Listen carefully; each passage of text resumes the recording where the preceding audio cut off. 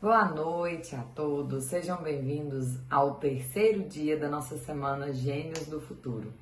E nós continuamos o assunto de como transformar a aprendizagem do seu filho em 90 dias. Nós vamos utilizar um método com resultados reais. E hoje nós vamos falar sobre derrubar os mitos sobre a educação do seu filho.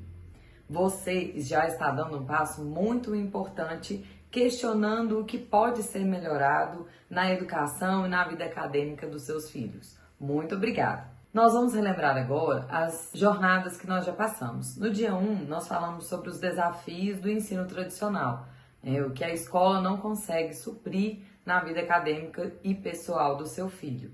No dia 2, nós falamos sobre como o método espelhado funciona e como ele transforma o aprendizado dessa criança. E hoje nós vamos derrubar os mitos que podem ser crenças limitantes que atrapalham o aprendizado e o crescimento da sua criança. Você já se perguntou se a escola oferece realmente o suficiente para garantir o sucesso do seu filho no futuro? Então deixa aqui para mim, qual que é a sua preocupação para o futuro do seu filho? O que mais te dá medo, o que mais te preocupa, nesse futuro? Então agora nós vamos questionar sobre os mitos da educação. O primeiro mito é que a escola já ensina tudo o que o meu filho precisa aprender. Será mesmo?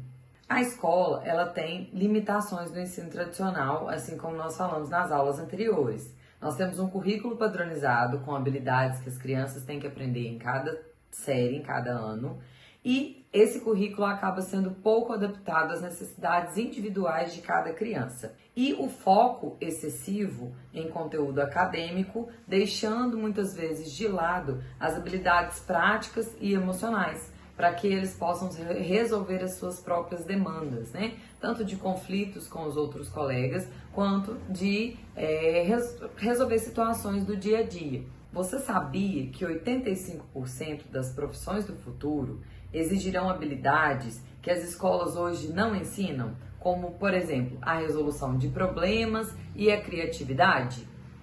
Então, por exemplo, um aluno esquece um caderno em casa. Então, ele precisa ter o raciocínio lógico de como resolver aquele problema. Ele não pode ficar sem realizar a atividade, mas como que ele vai resolver aquele problema? Ele pode pegar uma folha, ele pode utilizar outro caderno, e isso é resolver um problema de forma prática, E muitas das vezes as crianças se limitam ali naquele pensamento do problema e não parte para a solução. O segundo mito que nós vamos derrubar hoje é que o meu filho precisa estudar mais para ter sucesso. Quantidade não é qualidade.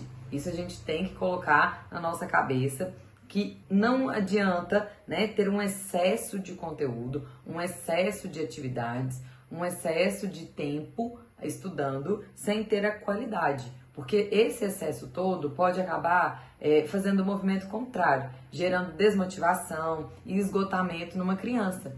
A gente tem que entender que ela é uma criança e ela tem que ter atividades compatíveis à idade dela. Não adianta a gente querer colocar mais coisas do que ela consegue fazer. Muitas das vezes a gente está tratando as crianças como mini adultos. Eles ficam 4 horas na escola, depois as outras 4 horas que sobram da tarde eles estão fazendo atividades de esportes ou de idiomas, e sobra só a noite para ele ter uma vida de criança, E o aprendizado, ele deve ser algo estratégico e prazeroso.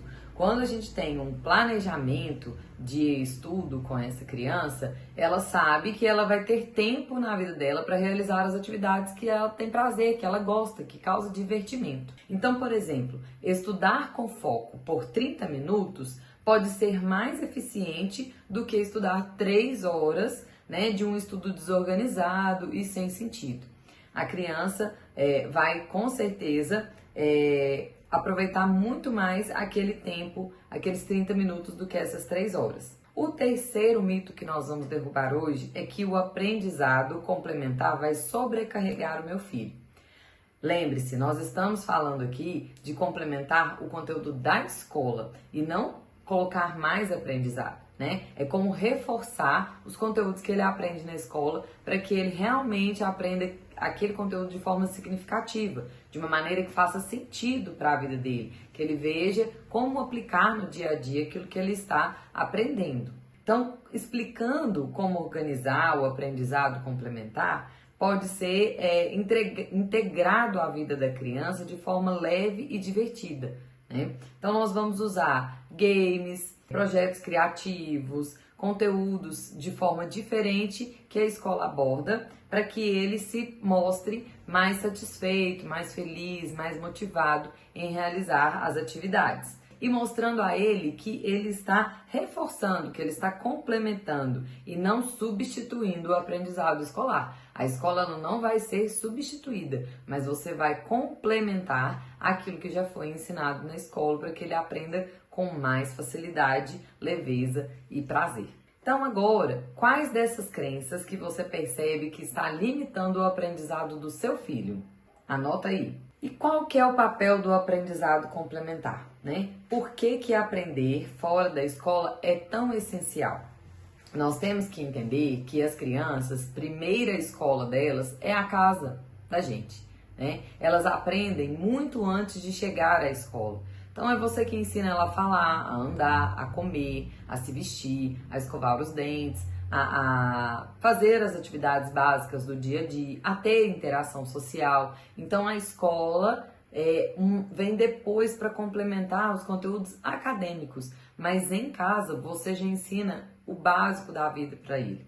E a escola, muitas das vezes, com o seu conteúdo padronizado, não consegue acompanhar com a rapidez das mudanças do mundo, né? E isso é uma coisa que a gente pode realizar em casa, fazer essas adaptações para a criança atendendo às necessidades que ela tem.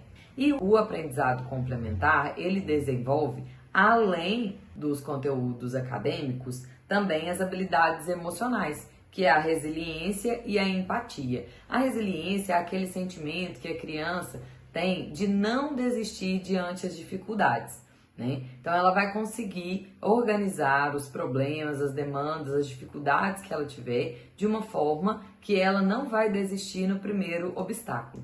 E a empatia é ter, né, o sentimento de se colocar no lugar do outro e tratar ele com respeito, mas também se dando ao respeito, estabelecendo os limites da boa convivência.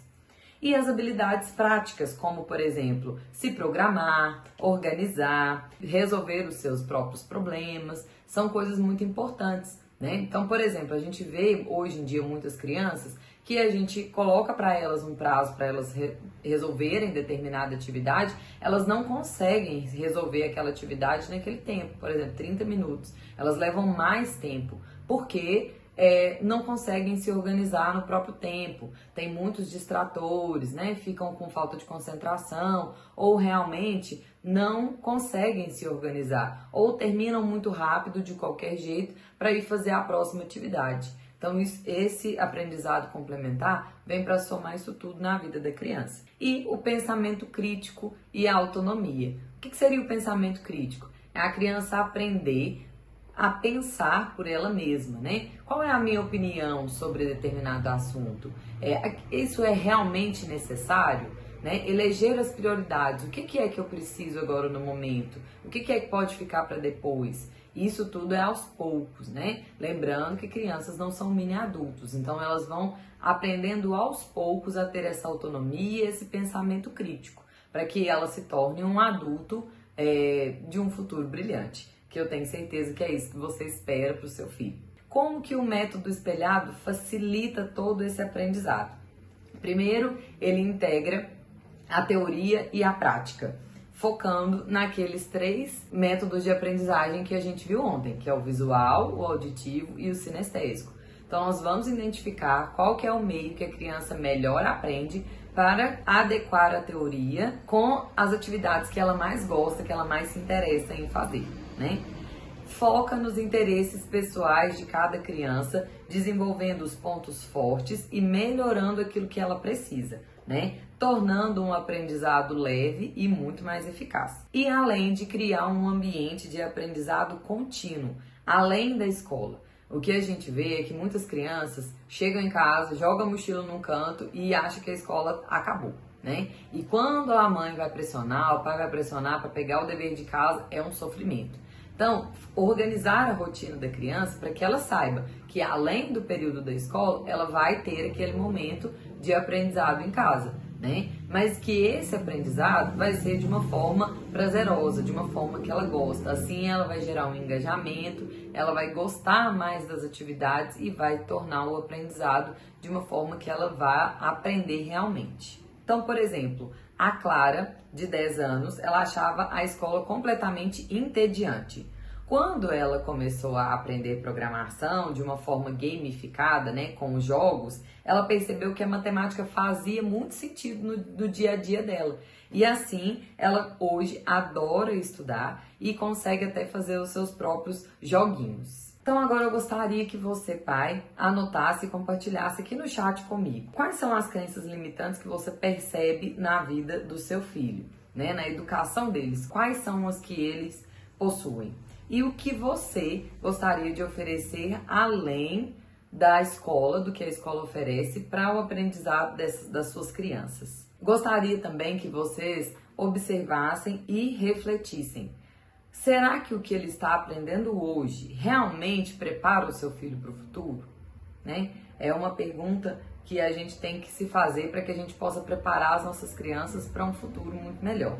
Então hoje nós vimos sobre os mitos da educação tradicional e a importância de superar todos eles para que a gente possa desenvolver muito mais as nossas crianças. Que o aprendizado complementar não é um peso, mas sim uma oportunidade de oferecer aquele conteúdo de uma forma diversificada à sua criança, fazendo com que o aprendizado realmente ocorra. E que o método espelhado é uma ferramenta para transformar o aprendizado em algo prático e mais eficaz. Amanhã nós vamos falar como preparar os seus filhos para o mundo em constante mudança e como que o programa Gênios do Futuro pode transformar a sua vida e a vida da sua família e do seu filho.